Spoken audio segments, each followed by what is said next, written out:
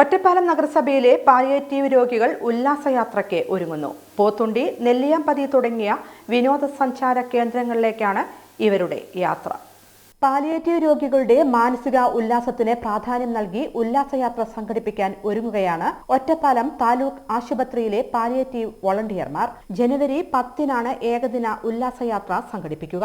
30ഓളം രോഗികളും അവരുടെ കൂട്ടിരിപ്പുകാരുമാണ് palliative വോളണ്ടിയർമാരുടെയും doctor Anwar സാദത്തിന്റെയും നേതൃത്വത്തിൽ ഉല്ലാസയാത്രയ്ക്ക് പോകുന്നത്. പോത്തുണ്ടി ഡാം, നെല്ലിയാമ്പതി എന്നിവിടങ്ങളിലേക്കാണ് യാത്ര.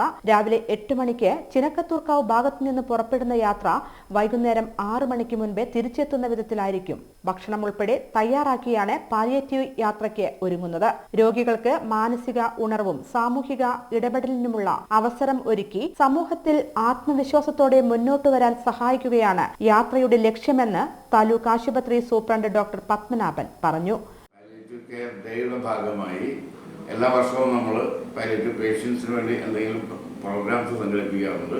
ഇത്തവണ നമ്മൾ പലരും വളരെ കാലമായി ബെഡ് റിഡൺ ആണ്. അവർ വീട്ടിൽ നിന്ന് ആശുപത്രി, ആശുപത്രിയിൽ നിന്ന് വീട്, അതാണ് അവരുടെ ആകെയുള്ളൊരു പുറത്തേക്കുള്ള സഞ്ചാരം. അപ്പോൾ അത് മാറ്റി നമ്മളൊരു ചെറിയ ഔട്ടിങ്ങിന് കൊണ്ടുപോവുകയാണ് ചെയ്യുന്നത്. ഒരു ബസ് അറേഞ്ച് ചെയ്തിട്ടുണ്ട്. പോത്തുണ്ടി ഡാം, നെല്ലിയാമ്പതി എന്നീ സ്ഥലങ്ങൾ വിസിറ്റ് ചെയ്ത് തിരിച്ച് വൈകുന്നേരത്തോടുകൂടി തിരിച്ചെത്തുക എന്നുള്ളതാണ് പ്ലാൻ ചെയ്തിട്ടുള്ളത്.